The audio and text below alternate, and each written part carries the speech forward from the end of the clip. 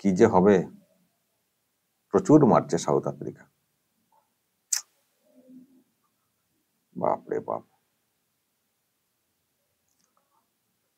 135, 4 wicket, 14 over 3 বল।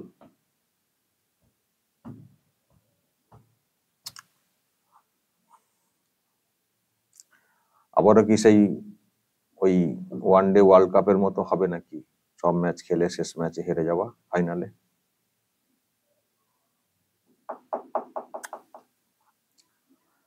দর্শক, টি-20 world cup final দেখছেন? আমি তো টিভিতে দেখছিলাম, এখন ট্যাবে দেখছি। শুরুর দিকে ধাক্কাটা ভালোই কিন্তু দেওয়া হয়েছিল, 2 উইকেট পড়ে গেছিল। এখন তো ম্যাচ একেবারে যেন মনে হচ্ছে হাতের মুঠোয়।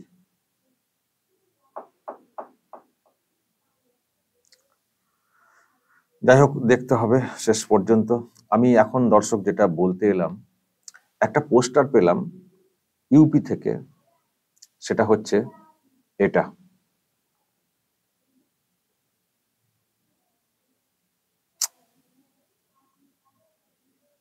স্কোরটা আর একটু বেশি হলে না,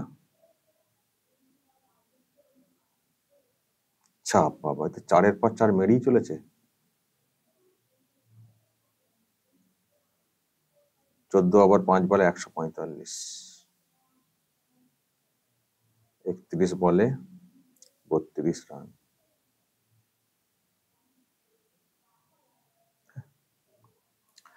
হ্যাঁ দর্শক, যেটা বলছিলাম, আমি জানি না কি হবে, আজকেও মন খারাপ করে থাকতে হবে কিনা। তেরি,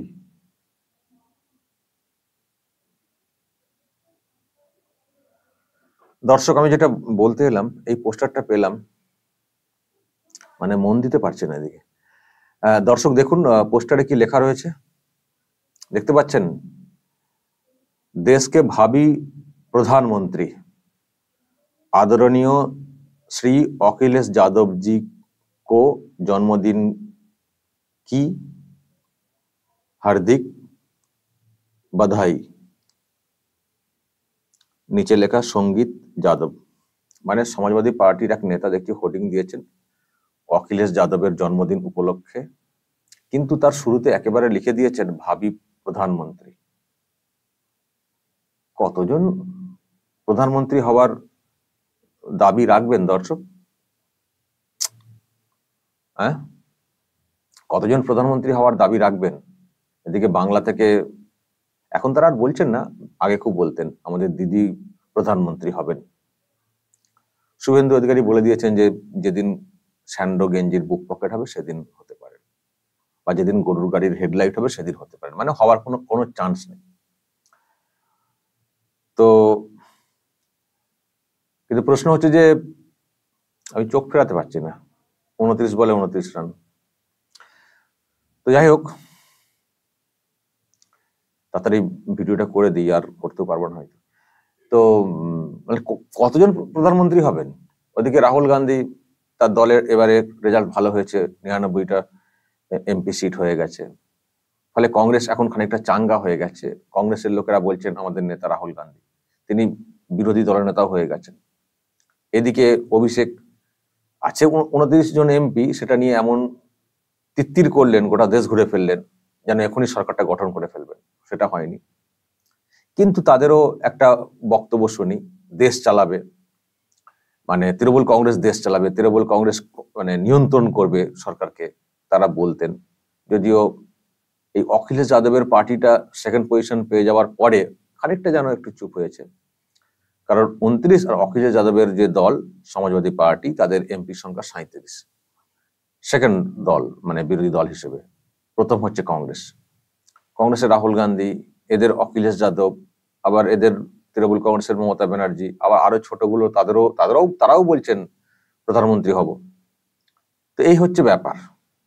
তাহলে যে দলটার 240 জন এমপি, সেই দলের প্রধানমন্ত্রী হয়েছে নরেন্দ্র মোদী আরো একবার, সেটা নিয়ে যদি তারা এত কথা বলেন, নীতি নৈতিকতা নিয়ে প্রশ্ন তোলেন, হ্যাঁ তারা একলা সরকার গঠন করতে পারেনি কেন, প্রধানমন্ত্রী তার মানে ইমেজ ধরে রাখতে পারেননি, তার নৈতিক পরাজয়, তার প্রধানমন্ত্রী থাকা উচিত নয়।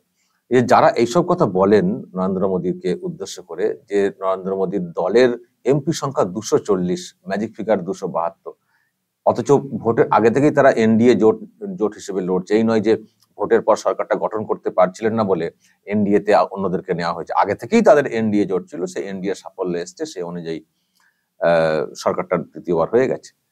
গতবারও এনডিএ সরকার ছিল, তার আগেবারও এনডিএ সরকার ছিল, এবারও এনডিএরই সরকার, কিছু নাম্বার এদিক ওদিক হয়েছে।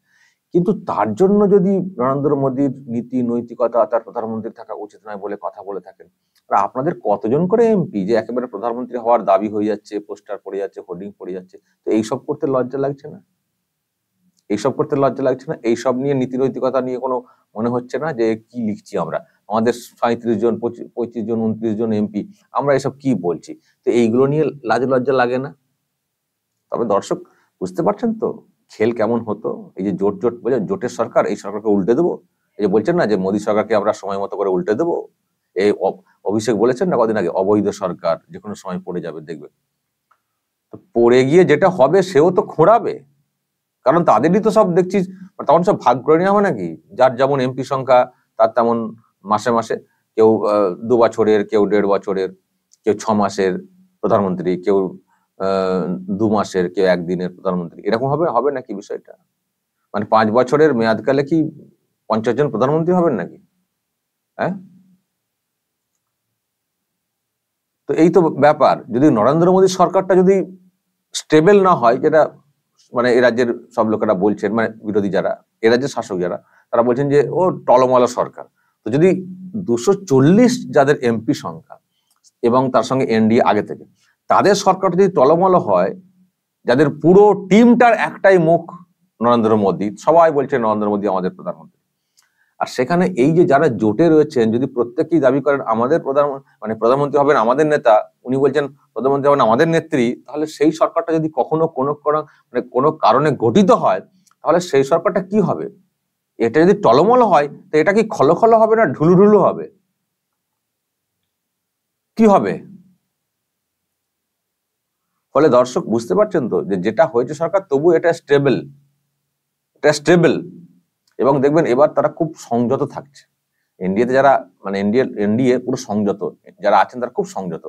এদিকে মানে ম্যাজিক ফিগারের ধারে কাছে নেই, এত লাফালাফি করছে বিরোধী জোট, ইন্ডি জোট এত লাফালাফি করছে, সব মানে কি দেখে ফেলেছেন, নিজেরা ক্ষমতায় আসতে পারেনি, শুধু এনডিএ সংখ্যাটা কমেছে সেটাই তারা বিরাট জয় হিসেবে দেখছে, এত লাফালাফি করছে। কিন্তু এনডিএ কিন্তু চুপচাপ সংযত রয়েছে। দেখবেন ওস্তাদের মার বলে একটা কথা আছে না, দেখবেন এরপর এনডিএ আমার ধারণা কোথাও এনডিএ দেখবেন নতুন করে কিভাবে আস্থা ফিরিয়ে আনছে, চুপচাপ রয়েছে, তারা কিন্তু কাজ করবে। তবে তারাও কিছু পলিসিগত চেঞ্জ করছে এবং চেঞ্জ করা উচিত পলিসি কিছু। কিন্তু এদিকে যেভাবে লাফালাফি দাবাদাবি চলছে, যদি সত্যি কোনো কারণে সরকারটা হয়ে যায়, কদিন টিকবে? সবাই তো মারামারি করবেন, মানে প্রধানমন্ত্রী চেয়ারটাকে সবাই টানাটানি করবেন, আমাকে দাও তোমাকে দাও। যদি নিজেরাই টানাটানি করেন তো সরকারটা কি করে চলবে? ভাবুন তো, একটা জোট আছে, জোটের একটা মুখ তৈরি হচ্ছে, একজন বিরোধী দলনেতা হয়েছেন বা নিজেরা বৈঠক করছেন, তো সবাই যদি আলাদা আলাদা করে হোর্ডিং পোস্টার লাগিয়ে দেন, তো সেই জোটের কোনোদিন ঐক্য থাকতে পারে? সেই জোটের কখনো ঐক্য থাকতে পারে? তো এই হচ্ছে বিষয়, এই হচ্ছে ইন্ডি জোটের অবস্থা। দর্শক বলবেন যা বলার এ নিয়ে, যদি কিছু বলার থাকে। আমি আজকে খুব খাপছাড়া ভাবে কথাটা বললাম।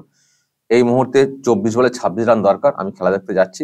এ নিয়ে আচ্ছা, খেলার রেজাল্টের পরে যদি কিছু বলার থাকে বলবেন, আপনাদের মতামত ব্যক্ত করবেন। আর এটা নিয়ে যদি কিছু বলার থাকে অবশ্যই বলবেন, যা বলার কমেন্ট বক্সে নজর রাখবেন। আরামবাগ।